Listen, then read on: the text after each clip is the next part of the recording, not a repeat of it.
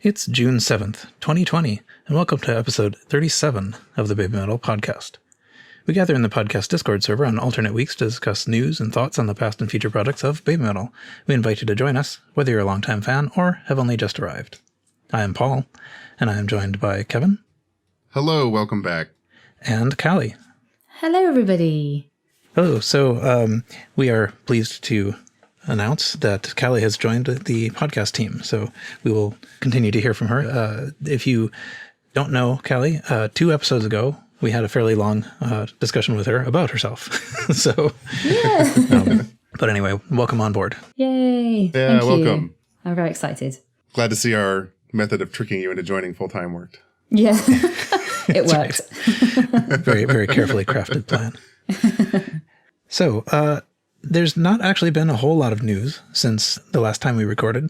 The plan for this episode is going to, we'll talk a little bit about what little news there was, but then the main topic for this episode is going to be a discussion of the song and the things around it, Megitsune. So various things about its release, its performances and video and all that stuff. There's a ton of stuff, actually, it turns out. This is the song that they've played this song live more than any other song by some margin. So, and it still continues to this day. It's a pretty notable song. I guess you would say it's sort of canonical baby metal. It's there's a word I'm looking for and I can't come up with it. But anyway, so I guess that begs the question: is there non-canonical baby metal? Yeah. What is the word? I want to figure out what the word is that oh well, it'll come to me later. But it's like the perfect example, I guess, is what they think, because it makes it into pretty much every show. So as far as recent news goes, we have the Download Festival has decided they're going to do from June 12th to June 14th. It's sort of in lieu of their actual festival. They're doing Download TV on YouTube where they're streaming a bunch of things. And that does include Baby Metal and presumably does include the one from Download 2018. Presumably. Yeah. We don't know when any of this stuff is going to be precisely, just the dates. I guess that's before we record again, so. We'll see. Yeah. I don't know much. You know, it's possible to buy the Blu-ray for the, Download 2018 festival. I've probably complained about this before. I find it almost unwatchable because of the way they did the video translation. It skips a frame every few frames. Oh. It's really terrible. Bizarre. And it has something to do with like PAL and TSC conversion. Yeah. I suppose Europe is still stuck on PAL. Right. But the thing is, most of the tech could have played it, So right. If they just left it in PAL, it would be fine. But I think it is unrecoverable. Like I think it skips a frame, so it's not like you'd have to somehow interpolate that data. Right. Anyway, so it's possible there's a chance that what they stream on YouTube might actually look better than the thing you get on the Blu-ray. Irritatingly. Yeah, it's annoying. Also, Riho turned 22. Happy birthday. Yeah, happy birthday. Otherwise, I don't have much else to say about that. That's all I have notes on that. It's an event. It happened. Yeah. And I don't think we talked about this last time, but the forum sales figures were good. I didn't write down what they were, but enough people pre-ordered it that it made the charts in Japan and stuff. So awesome. Anyway. Yeah, it's awesome. Yeah, and I think I saw the Tower Records in Shinjuku had a forum cardboard breakout stand. Yeah, display to buy it. Cool. Yeah, this is what passes for news. Yeah. But I don't know, any other sort of news or speculations either of you wanted to chime in on? Actually, yeah. Baku posted this in our chat, and I saw it, I think yesterday. He reported on it from Baby Metal News. The Nikkei Entertainment Power Rankings. Baby Metal went up in the Power Rankings for the first time in a couple of years. Nationwide. Wow. Yeah, I think they went down in 2017 and 2018. So they are gaining ground. I suppose a new album will do that. Yeah, I've always found this chart a little bit incomprehensible, but it has something to do with kind of like whether people recognize the name and whether they're interested in it. And it's this sort of 2-dimensional chart that I guess shows sort of something like a prediction of, future success. Right. So I remember seeing this last year too. And I don't know. It's interesting anyway. It's good that we're sort of on the positive half. Right. We've recovered from the dark side. Yes, there's if you want to check this out on the babymetalnews.com site, there's quite a bit of graphs and figures and analysis there. Yeah, and Paco did a great job doing his own little data analysis on it. But it does seem like there was, in some cases, a dip in 2018 or 2019, 2018 to 2019 that is more than recovered for in 2019, 2020. Mm-hmm. Imagine that. Being active, releasing an album, and touring is good for business. Yep. It's funny though. It's so. What was the last thing I guess the last thing. I don't know what the last official thing we had was. It's possible that it was the Wembley? the stream. Yeah, the Wembley stream. But it's still funny how people are just despairing already. Less than a month ago we had something official from them, but nevertheless. Yeah. Okay. Anyway, hopefully hopefully the despair will evaporate soon. If it's not on the 10th, maybe it'll be on the 20th. Hopefully there'll be something this month. Okay. Maybe that's enough. Maybe we've gone through enough news, and there's enough Megitsune stuff here that we could probably dive into that. Sound all right? Sounds good. Yeah, sound good. All right. So the main topic we'll talk about today is the song Megitsune. It has things about it, which I didn't actually realize until I sort of sat down to think about it, but it's persisted the longest in their set. It's still consistently in their shows. I've checked this out on Setlist FM, and it was premiered on June 22nd, 2013 at a Tower release event. And the last time it was played was March 1st, 2020, which was like the last time they played. Yeah. So the count on Setlist FM is 232 times played, and that is the most. Wow. So that's pretty nuts. I would have guessed it was Gimme Chocolate. Yeah. Yeah, that's what I would have thought. And this edges out. Like I always think of Gimme Chocolate as the one that they can't get rid of. They always play it. Mm-hmm. But this one beats Gimme Chocolate. Gimme Chocolate is at 219. Road of Resistance is at 165. Headbangers at 158. IDZ's at 155 and Karate's at 155. So it's a constant. Yeah, that's wild. And I almost had that word back. I almost thought of it, and I still can't. It's not like it's like prototypical, but it's not. It's something like that, though. Synonymous, representative. Yes, it's like all of those words. But iconic. anyway. It is all of those things for sure, at least. Yeah. But yeah, so it was released June 19th, 2013. I guess that was maybe the video.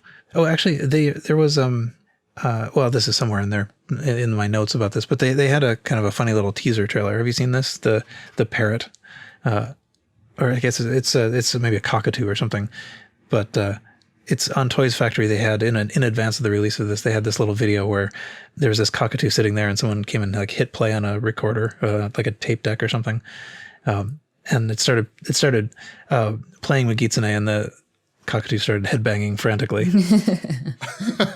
No, I don't. I don't think I've seen that. It's very funny. But so I guess that was probably the first thing. Okay, it was the second major label single after Ijime Dame Zatai. So the label was Toys Factory, VMD Fox, Toys Factory Amuse. And it was the first song they released after separating from Sakura Gakuin, so that they were an independent entity. And this was a bit before the album itself was released. So this was June 2013. The album came out at the end of February 2014. Right. And what else? I guess I have a couple of figures here. It peaked at number 7 on the Oricon Weekly Singles chart, selling 22,000 copies that week. It charted on Billboard Japan Hot 100, peaking at number 16 in the week of July 1st, 2013. Anyway, so there's a whole bunch of different things to talk about. We can talk about the video, the costume, the choreography, the events around the release and the different releases that there were, the music itself, the lyrics, the performances, and anything else we can think about. So we can maybe just kind of go through those in something like that order. So maybe we can start with, here I see in my notes the thing about the cockatoo. Yes. The teaser was May 31st, 2013. And then the video itself was uploaded on June 4th, 2013, so a little in advance of the song release. But so maybe we can start with just talking about the video itself. I'll start off by saying that after 7 years, we're at 64 million views on YouTube with it. That's amazing. That's which is not an insignificant number. No, it's really not. Among those millions of views, probably everybody listening to this constitute a few. So I'm sure everybody's seen this, right? It's neat because they have, the musicians are all playing these kind of like traditional instruments, and it takes place primarily in this shrine. It's kind of scripted out. It's not like our recent videos of live shows. And there's a costume. Maybe that's something we can talk about a little bit. Their costume is quite different in this, just in all the things surrounding Megitsune. They have these sort of, what do you call it, kimonos on. And it's unlike anything they had before or after, actually. I'd love to see them wear kimonos again in different colors. Yeah, definitely. I sort of hadn't completely internalized how different they were, but it's not the sort of like tutu type skirt, or anything like that. No. And they did a lot of press around this. I mean, I guess it was because it was sort of almost like their debut as an independent group. So there's a lot of imagery that's sort of associated with that look, and the mask also comes from this. Right. Yeah, so the kimonos are over their kind of costume. I guess that's true. From looking at the photos, yeah. Yeah, I guess I don't often see them full length wearing these things. They're usually sitting in a chair or something. Yeah. Right. But the other thing that's really cool about the video is that there was a commentary track. I think we've talked about the commentary tracks on the other ones as well. We have. But so it's neat to hear them talk about the various aspects of shooting this. And there's a translation on the Do Metal blogspot.com site. Enki is the guy who does this. And so there's some translations of their commentary as well. Although those have been translated into subtitles on at least some of these videos. Yeah. The commentary is so cute. And they just I don't know, I can't really explain. They just get so excited about just watching the video again. Yeah. And they periodically break off into like singing along and stuff. They do. It's very, very sweet. It was apparently very hot throughout this. I thought that made sort of an amusing counterpoint to how cold they were during IDZ. Yeah. One thing that I've noticed gets repeated over and over and over again about this video, like it's in the commentary, it's in the interviews, is that apparently Moa was dancing so hard that she like tore part of her costume. Yeah, it was in our armpit, I think, from watching it again. Yeah. It is funny though that this turned into a talking point. It's always something that they get asked in interviews and she apologizes for everywhere. But it's pretty cool. But yeah, so the video was shot at a shrine. Like there's an actual, it wasn't a set, it was an actual shrine that people have since started going to visit. So Kevin, I know you've been there. Callie, have you been there? Yeah, I have. Okay, so tell me the uninformed about what it was like being at the shrine. It was like stepping into just another dimension, because once you get into the area of the shrine, it becomes so peaceful. It's so quiet. There wasn't many people around, and everyone was just so nice, and it was just very, very peaceful. And I went on a Sunday. That's when they open up the shrine, so you can see right through the shrine to the back, and you can see the little design they have at the back. So throughout the week, that's all closed, so you can't see anything. So I was pretty lucky that I did choose to go on a Sunday. But I spent probably about over an hour there just because it was so mesmerising. And also because I went in April, there was a cherry blossom tree just next to it, and all the petals were just falling down. And it was the most prettiest thing I've ever seen. I highly recommend going. Even if people don't even know who BABYMETAL are, that shrine is just beautiful. Yeah, one of the things I didn't realize was how close it is to everything. I assumed it was kind of out in the middle of nowhere, but no, it's straight up in the middle of in Tokyo. So it's only 3 stops from Shinjuku on the show line. which if you've been to Trio 2, you've been there. It's only 2 more stops. So it's really close. It's less than a 5-minute walk from the station. Yeah, it literally took us 5 minutes. Yeah, just go across a few streets and then it's just in the middle. It's like, how has this been put there? It's just in the middle of everything. Yeah. It's really quite amazing. And it's really old. I didn't realize how old it was either. You know, I guess everything over there is pretty old when you're American. You know, it's pretty new here on a world scale. So. Yeah, it is. But it's a real shrine. You know, you'll see people praying. You'll see weddings. You'll see ceremonies. They do performing arts for festivals and things like that. One thing that's really cool that I got to see while I was there, when there's baby metal shows kind of surround, you know, over a weekend or over a week's period. And they're around the Tokyo area. Some of the artists and some of the people will go leave emas, which are wooden prayer cards at the shrine. And they'll put fan art on them. Wow, that's so nice. Ariyuke or Sato, things like that. They'll take pictures of their prayer cards and their art that they hang at the shrine. Oh, nice. If you follow them on Twitter or Instagram. Which is pretty cool. Yeah. Didn't when Tokyo Dome was on, they put down something and they signed something to put in front of the shrines because they obviously knew fans would go visit the shrine. Yeah, they had an autograph card on a table on the stage. Yeah. Yeah.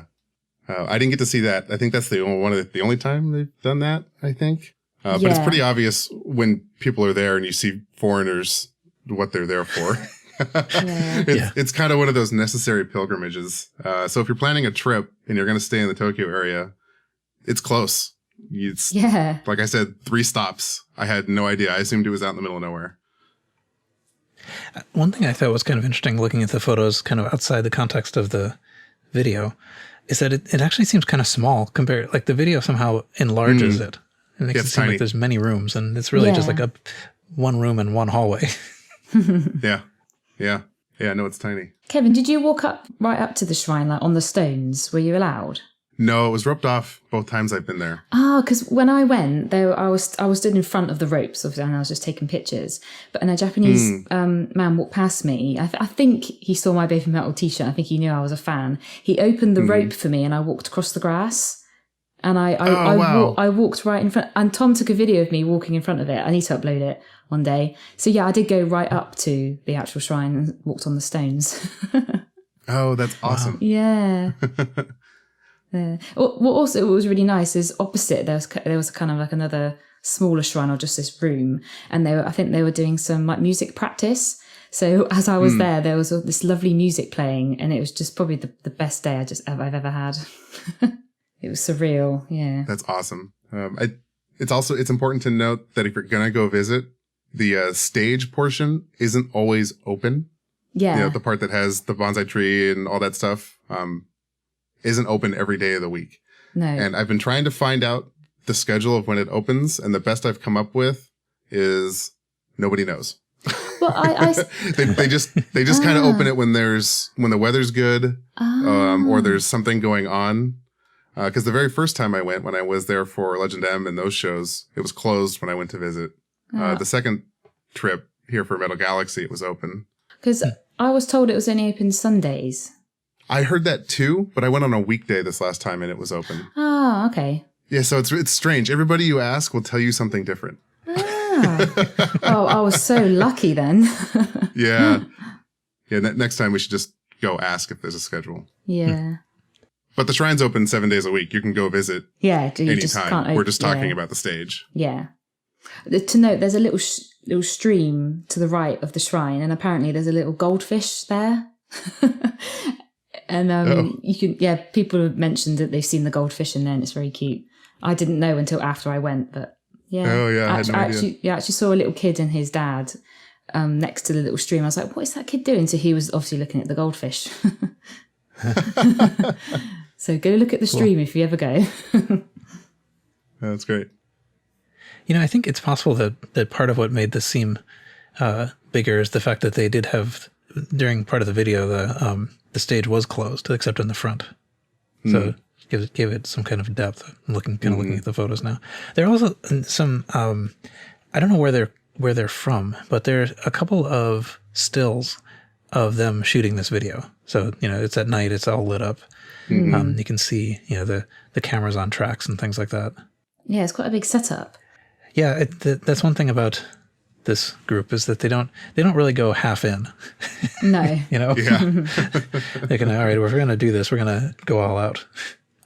One other thing that shows up in the video that people talk about sometimes is there's a little section where they're kind of going through, the camera goes through a bunch of gates, kind of like down, sort of headed down stairs.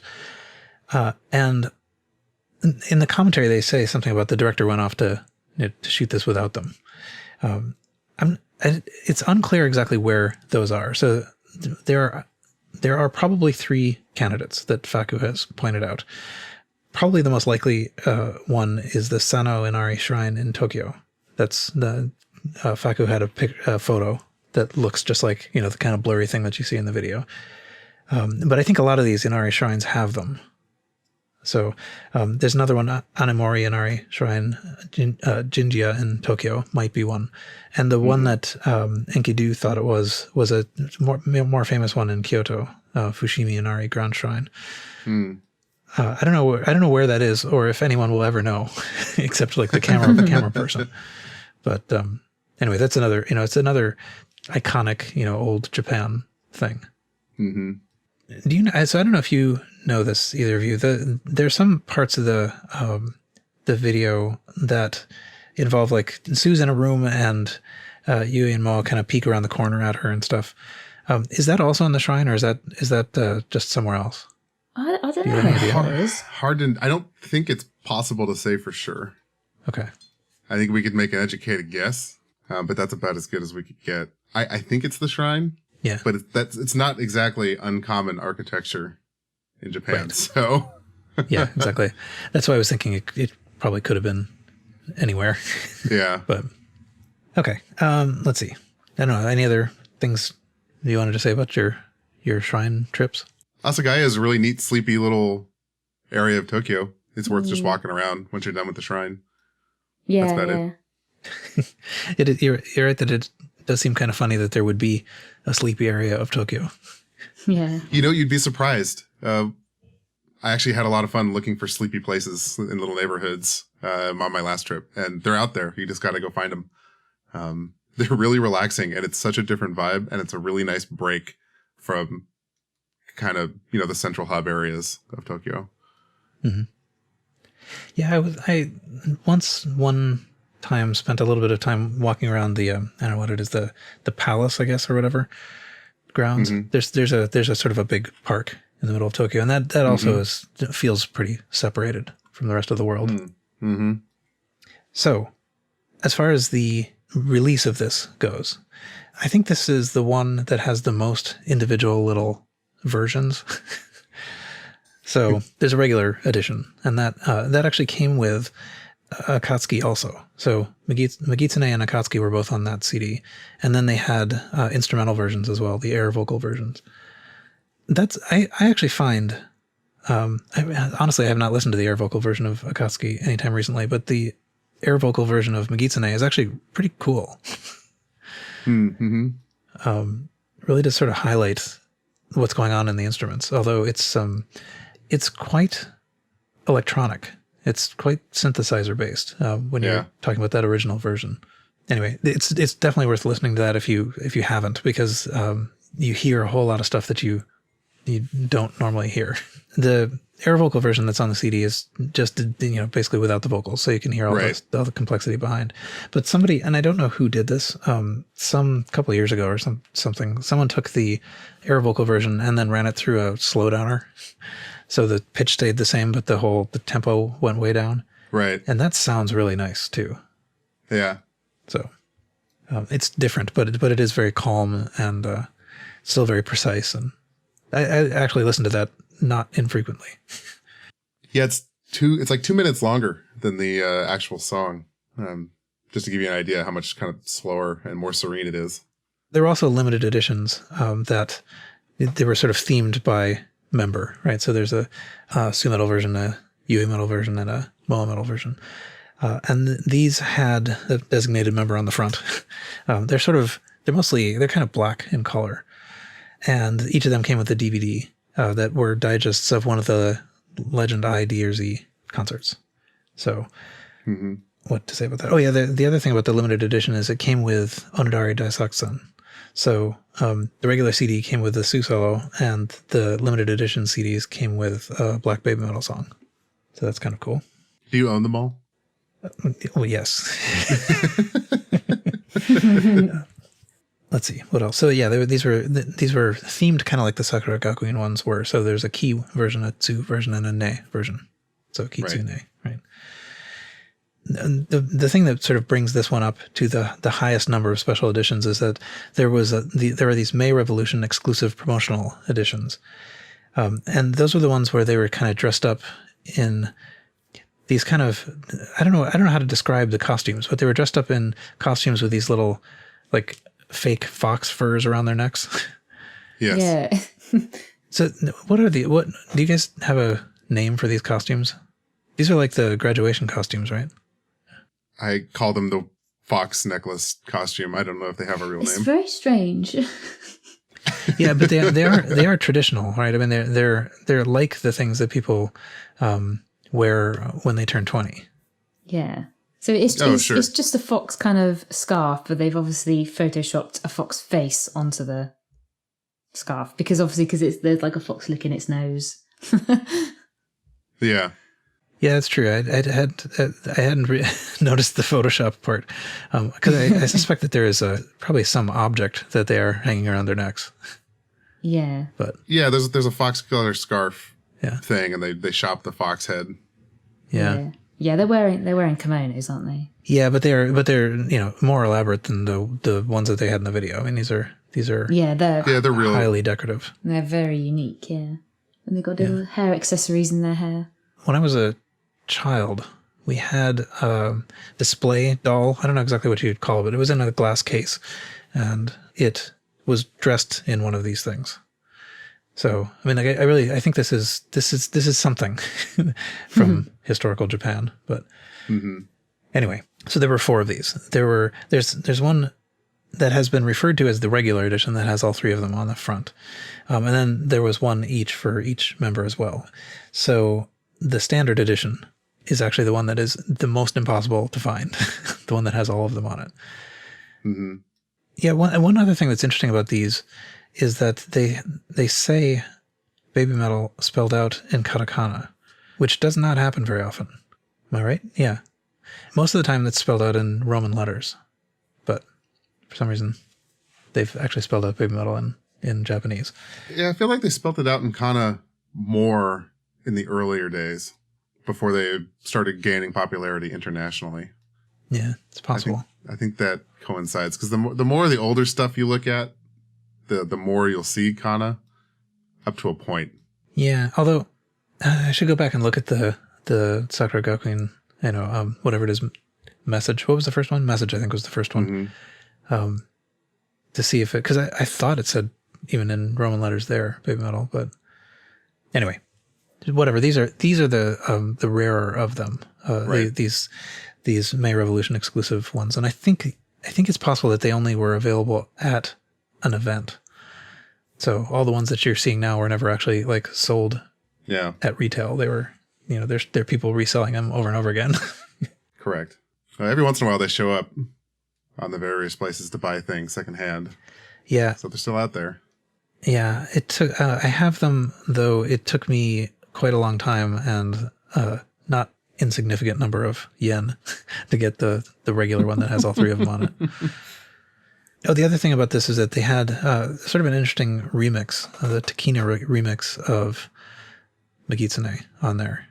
It's kind of a rarer version. It's interesting. I don't mind it. It's nice. But Faku in the chat just said that it was made by Megitsune's creator, Yuyo Yuppie. I did not know that.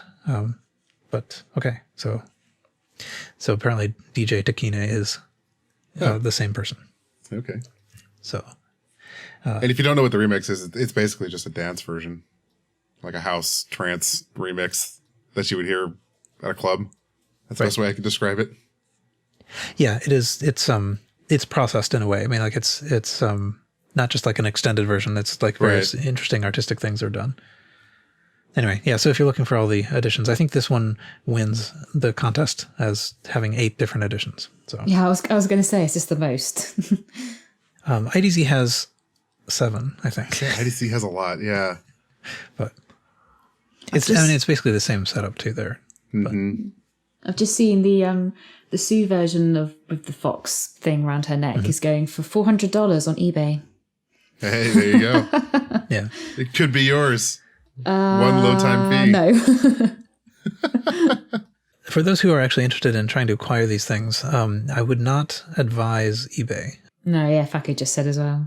Yeah. Almost all of these. I mean, essentially what I've always found is the price itself is marked up pretty high, but also they're usually free shipping, which means you can get no benefit from sort of grouping things. They just pack the shipping in with a price. It's not actually that hard to use, something like Tenso or Bai or Zen Market. So, yeah, I use Zen Market. It's very good. Mm-hmm. Yeah, my experience with all of those has been pretty good. They pack it very well. Shipping is always expensive, but I mean, it's much more expensive if each individual thing is shipped. Yes, yeah. Yes, definitely. Some of these I got at Mandarake. That's not a bad place for they have an online presence. I think it's actually a sort of a chain of stores, but they sometimes have this stuff. They kind of resell things. It's a little bit like Trio, I think. Yeah, in general, people will like bring in their stuff and sell it to the store, which turns around and marks it up and then sells it back. Yeah. But they're not bad. The price at Mandarake has usually been acceptable if you are interested in these things. So let's see. When they released this, there was a release event at Tower. So have you guys watched the video for this anytime recently? I have. Yes, I did, yeah. It's very weird. It is, yes, it is, I agree. I don't really know how seriously to take it, but it was cast as like a prayer ceremony for the success of the single. Yeah. I don't know why I wouldn't take it seriously. I mean, I can't decide if it's serious or mocking or what it is, but I don't think it would be mocking anything. Yeah, it doesn't seem like. I mean, like I can see them being sort of playing around with Christian imagery and things like that, which they've done regularly. Mm-hmm. But somehow this seems like more off limits. Nevertheless, it does seem like it's still somewhat in jest. But they brought in an actual Shinto priest, and also like I think it's the CEO of Tower, the guy who's always kind of hanging around with interviews, and then some sort of like stuffed fox suit person. Yeah, that's the weirdest part of the whole thing to me. Megitsune mascot. Yeah, exactly. Yeah. And the things, so you can watch a video of this. There's a subtitled versions as well. But what I've seen is kind of a truncated one. So it starts off with some sort of thing where they watch on TV someone bringing by rickshaw these little like what are they called? Inari zushi, which seem to be like food, like sushi, which are being presented as kind of an offering. So these are brought in. They're brought in from Toyokawa by rickshaw, which is followed on TV, and then we have some sort of a break, and then everybody's there, and they bring in the Shinto priest, and then they all do mostly sort of like solemn prayer for the success of the album or the single. Yeah, I think this was on TV. It was on something. I'm not quite sure. I don't quite understand the venue this was at, but. At any rate, I noticed that the camera person seemed to be mostly interested in Metal. Yes, there's a big zoom of her face. I think it's because she was smiling, wasn't she? Well, the Tower CEO is a known Mooshi, so right. He may have had direction to do that. Yeah. There's a pretty hilarious interview with the 2014 SG seniors where we learned that. Yeah, I think it was like the lock screen on his phone or something. Yeah. Yeah. Yeah, that's a weird dynamic, I have to say. But anyway. But yeah, it's definitely interesting to watch this release event, and they're all dressed up in their kimonos and stuff, and they also did a few interviews and things. So there was this is a really pretty good interview, hot wave interview, just before the release of the single. Probably people have seen that, but it's fairly substantial. Yeah, there's a couple other things, but I think the hot wave interview is probably the most substantial. This is where Megitsune was called Festival Metal. All right. Matsuri Metalu. And here in that interview again, there's also more discussion of Mo breaking her costume. And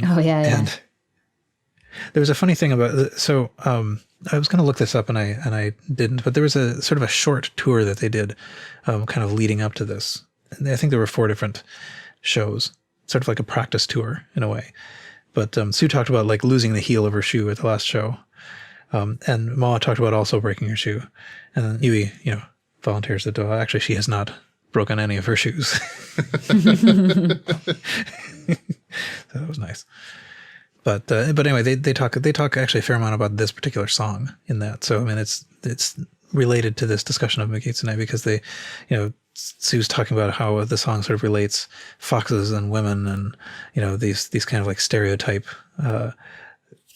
ideas about the sort of mythological ideas about foxes being deceivers and sly and so forth, and the admittedly somewhat non-flattering comparisons that people have used in terms of relating that to characteristics of women. And so Sue's sort of talking about this, and the part that Sue seems to like a lot is the part about how even what I wrote in my notes, I guess she said something sort of like this, is even in hard times women have such coolness not to show it, so there's a line in the song which we'll get to at some point that sort of relates to that. Mm-hmm. And in the interview they talk a little bit about the scream part of the scream and dance, and this is where I think Moa said this, that it's not really scream, it's ainote, which is a term that I had never come across before, before meeting BABYMETAL. But apparently that is the Japanese term for this kind of, I guess it's almost sort of like hype, right? I mean, it's sort of like cheers that are intended for like the audience to be able to do, or like these sort of like flanking members to do. Right. I've seen people use this term a fair amount, but nowhere outside this group have I encountered it. I don't know much about festivals. Apparently this has a lot of festival calls to it. Have you guys either of you been to there was Callie, you were there in the sort of Sakura season. Were there festivals associated with that? Of this sort of rowdy type? No, not that I saw. I didn't experience any. But apparently, a lot of the stuff that Yui Metal and Moa Metal have to say in the song, are really kind of related to festivals, and like the kind of shouts that people say when they're carrying these what do you call it? The chairs. What do you call those things? The things that people are when they're carrying these people around on. Oh, these. yeah. I have no idea I know. Yeah. I don't know what they're called. But there's just sort of a kind of common chant that you do to keep everybody in sync, and it sort of helps in the exertion of effort and that sort of thing. Mm-hmm. And that's a lot of what they're saying kind of at the beginning. Anyway, and so this is again where I dove into the hot wave interview without kind of warning anybody. But it's okay. But it's interesting to hear them talk about this song. So, and they also talk a bit about Onodari Dasaku and Akatsuki as well, because those are on the various singles. And they explain a little bit about what the BABYMETAL versions of Wall of Death and Moshushu and Headbanging are. The Wall of Death that they were talking about in that interview was actually just in IDZ, Yui and Moa running at each other. It's not referring to the audience at all, but anyway. Uemo really like the Namitara Ikanzeo part. Darren helped us out in chat. You're thinking of the Mikoshi, the palanquin. That's the thing that they carry people on. Could be. Yeah. I mean, that's not neither of those words are the ones I was trying to think of, but those are probably better words than the one I was trying to think of. So the portable shrine is the Mikoshi. Right. Yes. Okay. Anyway, yeah. So I think we could probably turn to talk about the music itself. Okay. So yeah, the lyrics, it actually doesn't have many lyrics. It's not all that involved, but there's a kind of a meaning and allusions and stuff in there that are interesting. The main translations that we have, I think, are Enki Du's translations at dometalblogspot.com. And then Duane Metal, this is one of the first ones that Duane Metal did on YouTube. And so it's in 10 parts. Yeah. And these are so good. Yeah. He does a great job breaking it down. I mean, you can tell he's a language teacher, right? Yeah. And he's really passionate about this stuff. I mean, not only is it 10 parts, but basically every sentence is a flashcard where he's written out the kana, written out the translation. He teaches you, the series is trying to teach you Japanese through baby metal songs. So he talks about the kana, the sentence structure, and the meaning behind the words, as well as the translation. So if you haven't checked out any of Duane Metal's stuff on YouTube, you need to. One of the consequences of this being one of the early ones he did is that he really is in that mode of like, yeah, you are going to want to learn Japanese because you like baby metal. So here I'm going to teach you Japanese. Yeah. In part 8, he leads that off with a news item that kind of exemplifies this. He says he pointed out that the news item was that heavy metal bands are causing Austrian students to learn Finnish. So apparently the Finnish classes are super well enrolled, and when asked why they were trying to learn Finnish, it's because they wanted to sort of like know what's going on in their favorite bands.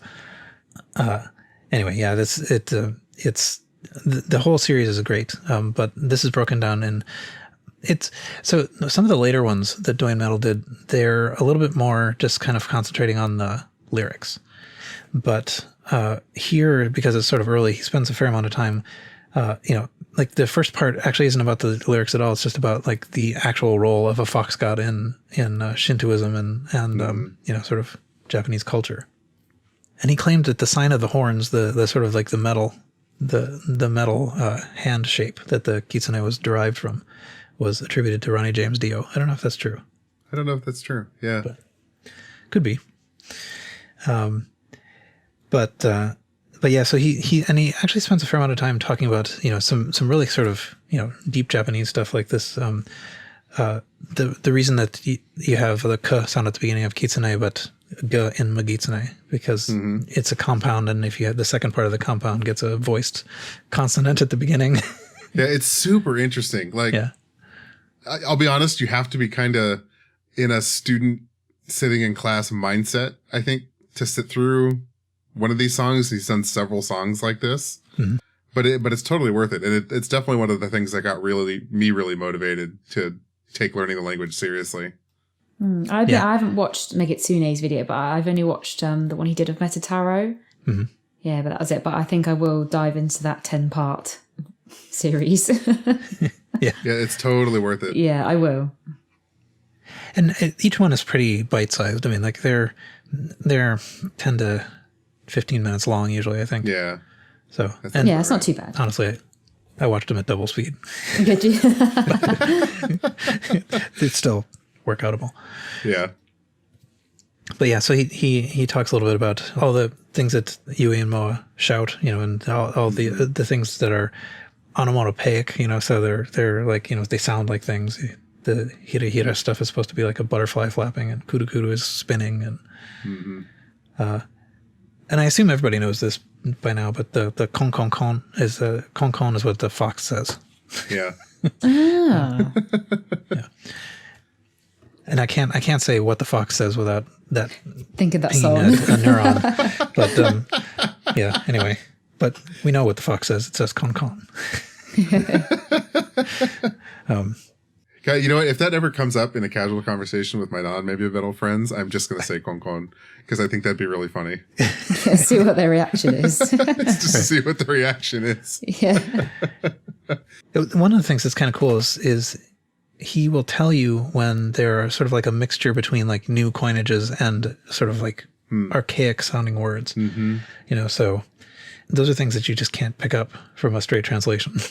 Right. But yeah, so what does this song actually mean? I think it's summed up by the in the middle. This is how I've always interpreted the nametara ikanzeo, the kind of threat where she pulls the knife. I thought that was kind of the theme of the song.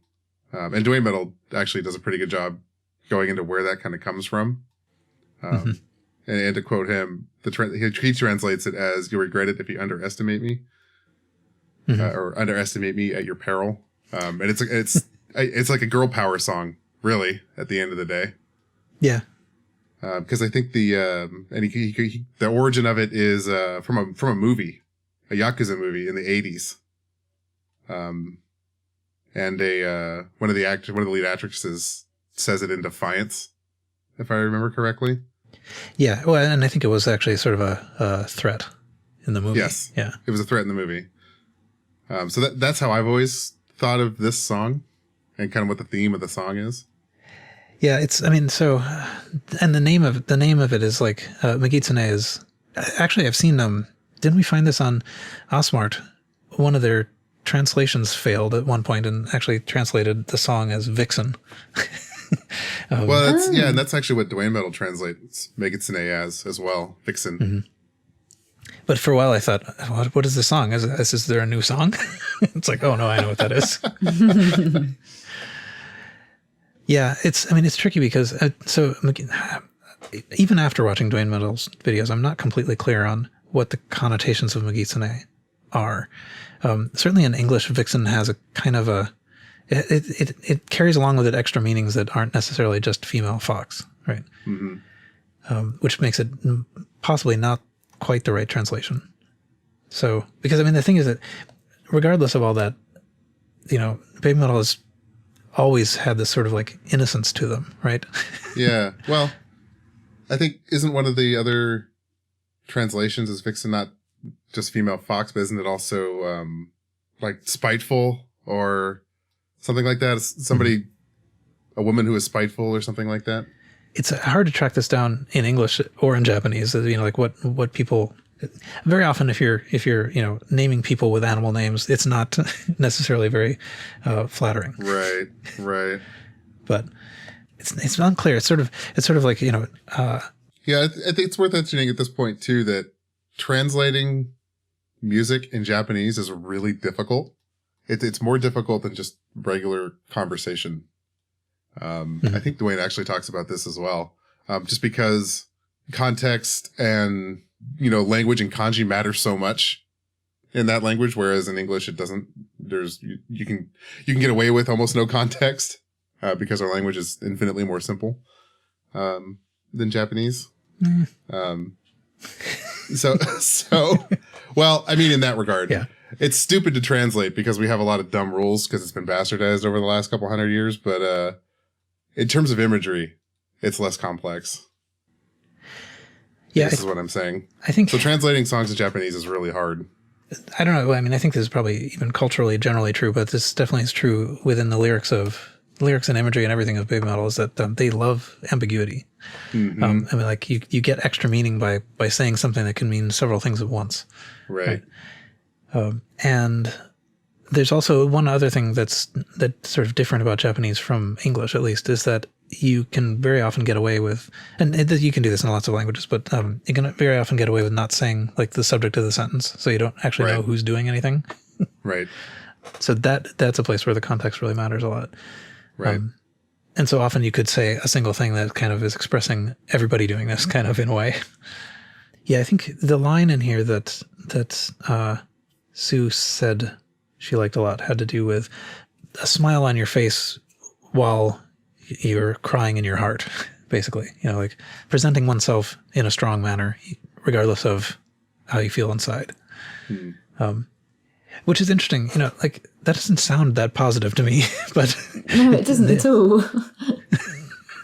nevertheless, they treat it as positive, like when they talk about it in interviews. Yeah, I don't know, Kelly, what do you think of this? Well, all this stuff. I mean, like, probably the only thing I kind of get out of this song is it keeps saying that women are actresses, but then don't mess with them. Yeah. Because, when Sue gets out the sword or whatever it is, that kind of makes me feel like, yeah, we are actresses, but then, like, we will bite. Yeah. Mm-hmm. Yeah. Yeah, I think they're kind of promoting the kind of female kind of woman like ideal in Japan, I guess, because it's definitely different in Japan and compared to like the Western side of the world. Mm-hmm. From what I see, anyway. Yeah, that matches what I feel like I see as well. Yeah. I don't know. Is there what else? I feel like that was kind of haphazard. Is there something that we should be talking about that we have yet to talk about? Lyrically? Yeah. Well, I mean, like you said, it's not a lyrically complicated song. There's not a whole lot to it. It's a kind of four choruses and a couple of bridges of basically the same lyrics. Yeah. Sue says in an interview once that she finds this song quite difficult to sing, even with all these years singing it. That's right. Yeah, I can't remember what interview that is, but I think it's quite recent. She said that fairly recently, too. Yeah, she did, yeah, because it was a photo of her in the newer costume. Right. Yeah, I think she also mentioned, too, in that interview that she likes singing it towards the beginning of the set list just to kind of get it out of the way. Yeah. It's probably the song she finds most challenging because it does get really high. Yeah. Well, probably for most of the song, it's very high. She has to put a lot of energy into that. Mm-hmm. Well, I'm sure you've probably both heard this, but there was a time, I think it was Detroit, but when, people were standing outside, waiting for a show to start, and you could hear the sound check, and she sang it alone. And there've been a couple recordings of that. But so you could hear it, it's just Sue singing this. It's really pretty amazing, actually. Yeah. I think the time I actually heard it was when we were waiting to go inside the arena in Birmingham before they supported the Chili Peppers. We were just waiting to go in, and they were just kind of doing a sound check, and she sung Megitsune just on her own, and it was amazing. And that's the one that's online on YouTube. It's like an a cappella version of her singing Megitsune. Mm-hmm. It's very cool. Okay. Yeah, that might be the one I was thinking of. So maybe that happened a couple times because I have a different one that's labeled as Detroit, but you can't see anything except the person's hand. I'll try and find it. I'll link it into the chat. There's a bunch of, well, they might have gotten taken down, but you can hear the sound checks just about everywhere. Yeah. But so the thing I was thinking about with that is that it's when you hear her do it by herself, it's kind of jumps out how complicated it is, or how I can see that it would be sort of complex to sing because it really jumps around a lot. I mean, it's got a huge range. Yeah. And suddenly, I mean, it's like high note, low note, high note, high note. Yep. And so I'm sure it's interesting. I found it. I posted it in the chat. There you go. That is the show I went to.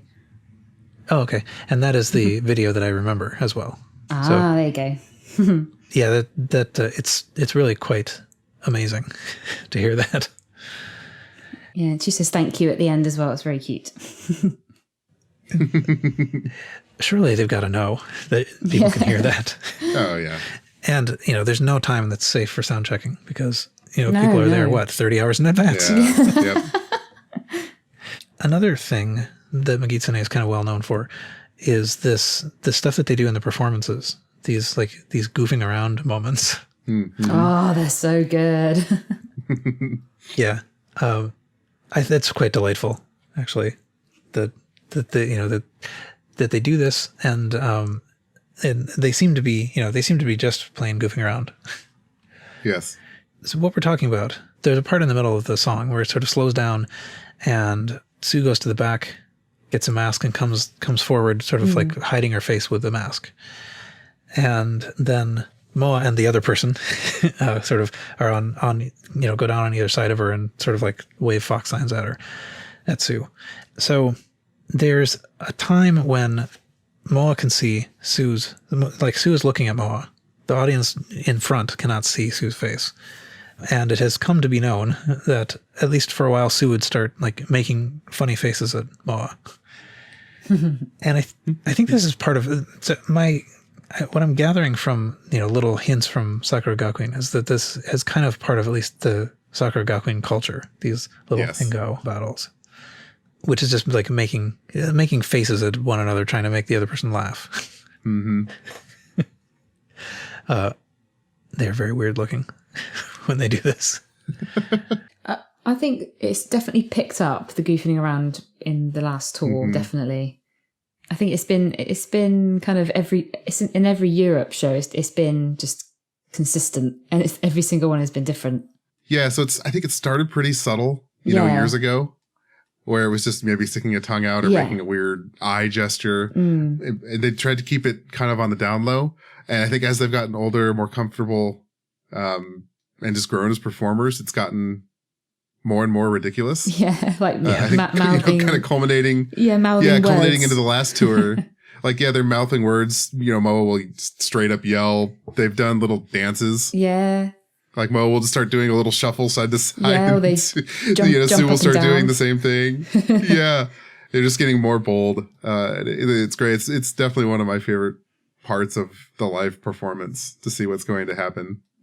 Yeah, and it's different every time too. I mean, like that's one thing that they. Yeah. To the extent that I could say I know, I've never seen two that are the same. No, so I think the ones I quite like, I enjoy watching is Moa kind of holds Sue's gaze and then does something right at the last second. Yeah. Yeah. Yeah. Well, I mean, the goal, of course, is to like incapacitate the other person with laughter, right? Yeah. Yeah. Yep. Which we've seen. We've seen mission accomplished, I think, a few times now. Yeah. So I kind of skimmed through some of the pro shots because, I mean, like, those are the places where you'd be able to see it the best, but they're most able to edit them out. Oh, they always cut them out. Such a shame. Yeah, and so basically all of the old ones, I scanned through some. I didn't make it through all, but, usually they'll cut to the audience or they'll cut to a wide shot. Or you just can't see, like what's going on behind the mask. There's a little in the red and black mass ones from 2015, which I think those are the ones that came with the Metal Resistance, the one version. You could see a little bit of it happening in there in a pro shot, but it's just like a couple of frames. But yeah, and it sort of gradually. So I think it started out as just like making faces and I think Hengao itself refers only to that making faces business, but it's progressed to just like any kind of goofing around. I mean, a lot of it is Moa just saying some kind of word. Yeah. People have tried to decode what those words are. Like they believe she says hamburger and stuff like this. But and they've got to know. They, just like with the sound checks, they've got to know that people are watching for these. Oh, yeah, totally. I think they do. I think what's endearing about them is it's one of the few times we get to see their personalities shine through. At least for me, that's what makes them endearing. Yeah. Because we don't get a whole lot of that. Yeah, most of it is pretty scripted. Yeah. Right. And I mean, there are a couple of places where there are similar things. I mean, like we're talking about Megitsune here, but Give Me Chocolate is also another place where there's, shenanigans often. But this one is, Megitsune is sort of the most pronounced. They captured the goofing around in Legend Metal Galaxy. Yeah, they did. Yeah. I think the forum, we got the reaction from Sue. We didn't get the we face, did. But we got the reaction, the big old laughing smile. Yeah, and I think, I'm trying to remember which one. This is the problem with having all these recent ones look the same. So I can't remember which one it was. But I think there was one where you could see it on the big screen behind them. So even though you couldn't see them, they failed to cut away from the big screen. Right. Yeah, I don't remember what that was. But I think it was probably one of the Yokohama or Legend M ones. Oh, and among the performances that I thought was sort of interesting, the official debut of the performance of the song was on NTV Music Dragon, which it turns out we were just talking about last time. so this was they played the song in some kind of abbreviated version, and then then did this like mini interview with the game show with the like playing the games and stuff like that. So last time we talked about the games, Right. but it was that same show, and that's why they were dressed that way too. I probably should have known that. Yeah, I did not know that until today. So last time it was not played in a show. By the way, somebody on the subreddit named Kuzit figured this out, went through and checked all the records, but last time it was not played was at Legend of Metal Galaxy Day 2, which is completely understandable. Yes, because nothing was repeated. And before that, White Mass, so August 25th, 2016. So this song gets played a lot. Yeah. Oh yeah, and so just after all this, the goofing around part, there's a part where the mask is thrown. Yes. Sort of like being thrown into the audience, except that it isn't. It's kind of thrown, it's usually thrown into the pit. Right. Sometimes it is thrown onto Moa when the wind catches it.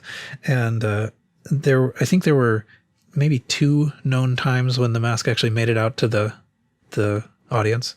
Mm-hmm. So one time recently, I think we may have talked about that here even, the mask made it to the audience and the crew immediately went after it and requested it be given back, and it was given back. I think the first time that I know about, they didn't go after it. So someone has a mask that was thrown. That's how I understand the first time. Yeah. It's out in the wild and somebody owns it.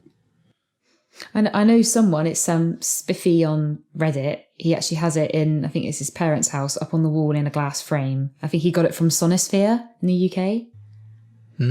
Cool. Yeah, so it was framed quite a fair way, and it's smashed kind of the nose. It's a bit smashed up, but he kept it, and because they didn't go after it, so he's got it.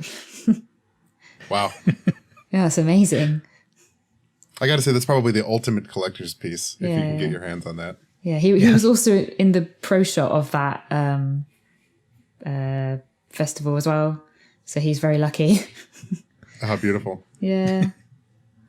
Well, I think we've delayed long enough. I think we have to talk about the music.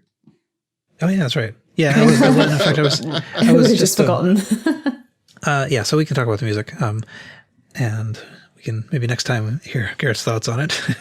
Yeah.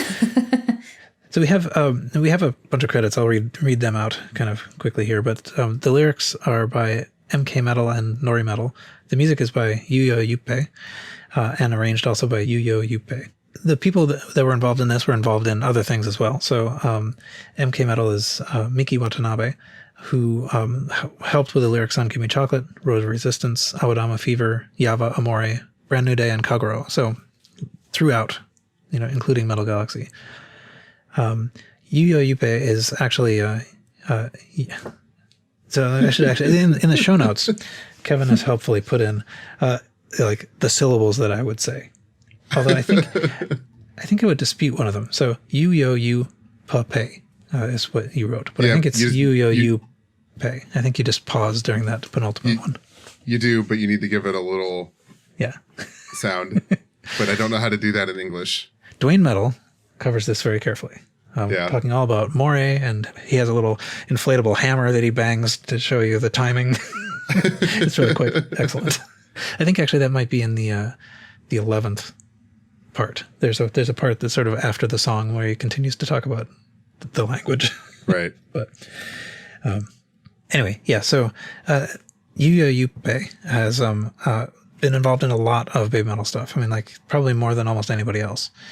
Also known as Yuppei Metal, and is, I believe, Takahiro Mamiya in real life.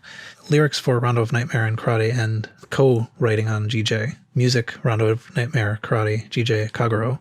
Arrangement, Baby Metal Death, Gimme Chocolate, Uki Uki Midnight, Rondo of Nightmare, Up Down Left Right, BBAB, and co-arrangement on Night Night Burn. So again, somebody who's been there throughout, and primarily responsible for Rondo of Nightmare. Like that's all this person's song.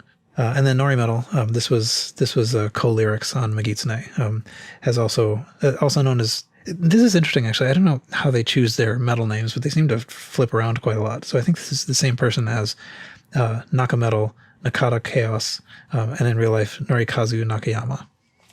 So, but anyway, did lyrics on Yava, Amore, Syncopation, GJ, No Rain, No Rainbow, Night Night Burn, and Arcadia. And music on Road of Resistance, Yava, Amore, Syncopation, Night Night Burn, and Arcadia. So anyway, point being, this is that word again. Anyway, this is peak baby metal. There you go. We'll take it. So, okay, one thing that people often note about this, I think this is kind of like a well-known trivia fact, in a sense, is that there is this melody that starts off the song and shows up a couple of times, which people, sometimes they'll be watching some, like historical Japanese video, or, it'll show up in the background of some song, and people will say, oh, they're this TV show is playing Megitsune. But in fact, it's this folk song, Sakura Sakura, which is, ancient and well known by everybody. Yeah. So, right. And it's the music. They put new words on top of it. But that's one thing about this whole thing, the whole song, is that it's taken a very strong Japaneseness into it. Definitely. I guess I don't have much. I don't have notes myself really on the music. But what thoughts did you have on it? I think as far as their songs go, this was one of the more processed ones. Like you can hear the laptop more than the guitars, I think, compared to some of the other songs across all three albums, really. And I think what makes it almost addictive is it's got a really great, really easy to understand melody to it. Mm-hmm. It's not super complex. It's not ridiculously heavy, but it's also not sedate. It's definitely something that anybody, Japanese or otherwise, can kind of groove to, jump to, and just enjoy. And I think that's part of the reason it's really successful, and one of the reasons that they play it everywhere is not only is it easily identifiable as, hey, this sounds Japanese, but anybody anywhere in the world can groove to it and have fun with it. And I think that's what makes the song really kind of unique, and probably one of the reasons it's the most played song of their discography. Mm-hmm. Yeah, I agree. This was the first song I just listened to, and this is the song that made me fall down the foxhole. So yeah. Yeah, it does, sort of fit together nicely, and it's got a good sort of, it's energetic, I mean, yeah. And all the sort of festival chants really do make it feel fun too. Yes. So. Yeah, I think the energy is, I don't want to say contagious. That seems like a bad thing to say right now, but it's contagious. Yeah. What is the term for this? R0 or whatever is high. Yeah, sure. But yeah. I mean, I think, but you're right about it being processed. I found that super obvious when I was listening to the air vocal version. Mm-hmm. That there's and when you listen to even when they play it live, there is they will play over the backtrack. So, all the synthesizer stuff is still there, even though the guitars are usually playing over it. Right. But even from a live music standpoint, if you watch the Kami band play it, it's not a super technical song. It's not actually one of their more difficult songs they have to play. Mm-hmm. It's pretty simple when you break it down. Yeah. I'm just thinking that one of the things that Garrett was going to talk about was the fact that he kind of knew how to play this. Sure. Oh, cool. So we're already undercutting his achievement. Yes, we are, unfortunately. But yeah, it's interesting. I've heard we've heard, I think, also the stems from Gimme Chocolate that appeared in some sort of like video game, right? Yes. And those also sort of highlight just how processed a lot of these things are in the first album. Mm-hmm. People complain about like putting effects on Sue's voice and stuff, but I mean, go back and listen to that album. It's unreal. Yeah. I mean, there could be a laptop Kami. Yeah. But yeah, I mean, it's still the song is still heavy-ish. I mean, like the drums are thumpy and there is a guitar. Yes. There are I think maybe some of the the harmonic squeals, are the kind of the things that make it really seem like metal, right? Yeah, I think it's unquestionably metal and it fits their unique genre. But it's not tilted either direction on the metal spectrum, which is, I think, is what it contributes to its accessibility as a broader piece of music. Right. And there aren't any growls, I think. That's interesting. Hadn't actually occurred to me, but I remember being really on the fence about the growls at the beginning. Like, I like this, but I don't like the growls. Right. So we have Eric in our chat who can play this on guitar, and he says it's very easy and simple, but very heavy and fun. Yep, that sounds... Right, and it's in drop C for you musical inclined people. I guess that basically will affect the range of the guitar more than the mode, but... Right. Yeah, I mean, it's using heavy metal guitar technique, right? Certainly. It's funny, actually, now that we got to the music, I ran out of stuff to say. Sue did talk at some point, and I forgot now where, but about, actually getting, I think this might have actually been in the Hot Wave interview that she was talking about actually getting some kind of vocal training for this, that before she'd kind of just been told to like do what she feels. And for this, in order to get that traditional singing style, she was actually, being trained. So, but yeah, I don't know that there's really even more you need to say. Yeah, because it is such an iconic song musically. We've hit on all the other things, which I think are a little bit deeper. Enka is the style. Thanks to Darren in the chat. I had been avoiding that word for some reason that I'm not quite sure why, but yes, that's the style that the Sakura Sakura part is being sung in. Mm-hmm. What about Megitsune live? Because I think because they do the long intro for pretty much most of the time they do that song. And I think the longest intro they've done from what I've seen, maybe someone correct me, is the the New Year Fox, I think it's the Legend 2015 show. Mm-hmm. Yeah, there you go, Loon said it. And I think that's almost 2 minutes until it actually starts. So, and that's my favourite performance of that song, I think, in my opinion. And they come on with some more kind of an outfit they have to take off as well. And they're walking along that bridge and they get to the end. Just so epic. Nice. Yeah. There's something that they do. I'm not sure if it's this show or not, although they do it sort of regularly. But so the way that the song starts is this sort of like thumping drum. But then there's this sort of, I think on the album it's synthesized, but it could be a guitar descent. It sort of like goes, and good impression. Hey, what was that? Can you do that one more time? What was that? It goes but they what I like about it from a production standpoint is that they very often will take the lights down in sync with that. So there's this really nice effect of this like, reset that they do. And that's the thing that goes on for those 2 minutes, right? It's just right. But I really do like that effect. The lighting definitely effect. good at building hype. But yeah, that's true. So in the performances, there are a couple of things that they do kind of standardly. A couple of breaks for call and response and stuff like that. Yeah, usually right after they make faces at each other is when you'll get a call and response these days from Sue on stage. Yeah, so she'll say hello to the place that she's at. Right. Usually pronouncing it mostly correctly. Are you ready to jump? Yeah. Etc. There's one slight disadvantage with being as into this as we all are, which is that we know from having seen all of these things that she says basically the same thing every time. Sure. Yeah.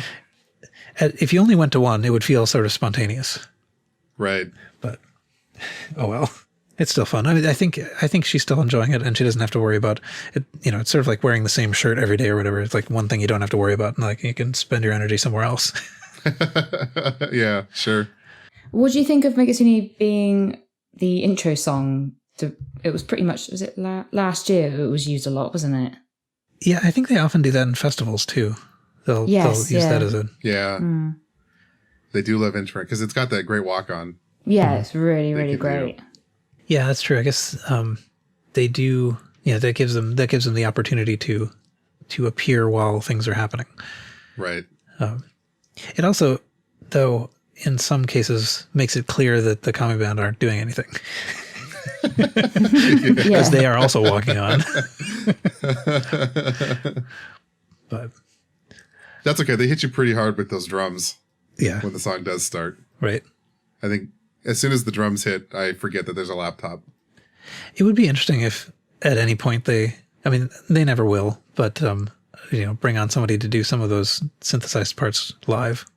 I think that would be interesting, but I just don't know that I need a keyboard kami. I think that would look weird because I've never seen a keyboardist in a band of any genre that looks cool while playing. That's true. It's just no way to look cool playing the synth. Well, there was, I forget, I think this was probably a mini potty performance where someone came on with a keytar, the guy who wrote the song. Oh, yeah. I've seen that. But that also probably doesn't qualify as cool. Yeah, and I think that works for mini potty. It doesn't really work for baby metal. Yeah. I don't know. Maybe you could get like a flying V keytar.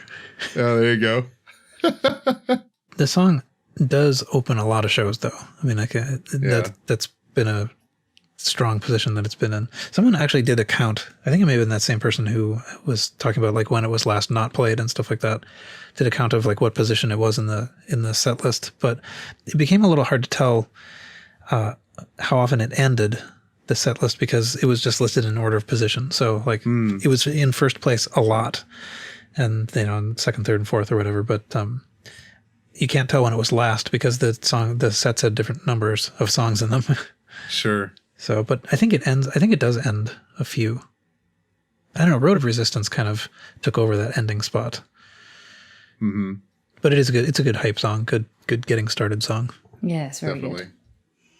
Hey, I don't know that there's much more to say here. Yeah, I'm sure I'll think of something later. But I mean, like whatever. This is there's probably more to talk about the song than any of us would have guessed ahead of time.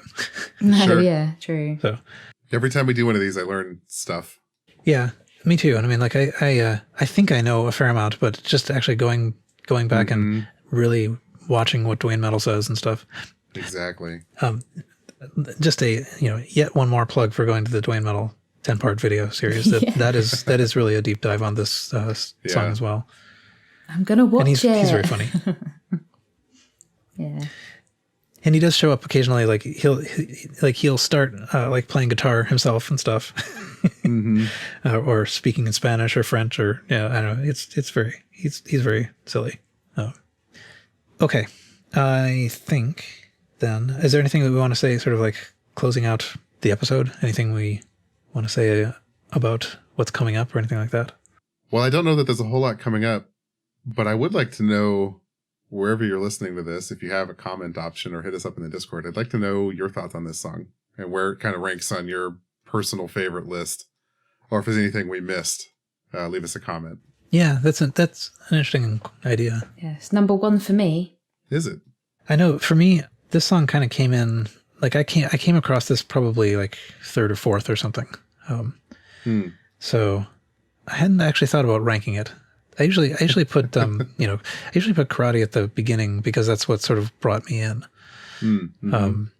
But yeah, I don't actually think about this song that much. I just don't stop it. When it's playing, I listen to it, but I don't often target it. Sure. Though I have to say, I'm not sure that I can. There aren't many songs that I stop. So No. okay. Anyway, yeah, definitely let us know what we missed about the song, or what things we mispronounced or whatever. How to properly pronounce this, Yuyo Yuppei's name. That sort of thing. And if you figure out That's been the highlight. word Paul's been thinking of, let him know too. Oh yeah. See, I'd forgotten all about that until you reminded me now. Yeah. Anyway, well, if I figure out the word, maybe that'll be the name of the episode. Oh, there you go. I'm gonna get a message at 3:00 in the morning. I've got it. Yeah. Yeah. It is. It's right. It is basically a synonym for definitive, and it's kind of like prototypical, but and it sort of means like at the summit. Okay, I'm going to get my thesaurus out and then I'll try to help you. So, I mean, I have all the pieces here. People are suggesting things in the chat room. There's some suggestions. Yeah, there's some good ones. None of these are the... None? No. No. It's not that important. It's just a funny running theme for this episode. Yes. Okay. Well, welcome again, Callie, to the team. Looking forward to the future podcasts here. Yay, thank you. So that's it for this episode. You can join us on the Baby Metal Podcast Discord to continue the conversation. Rating the podcast on whatever platform you listen on will help people find it, so please do that. We'll be back here in about 2 weeks. We hope you'll join us then. And until then, see you.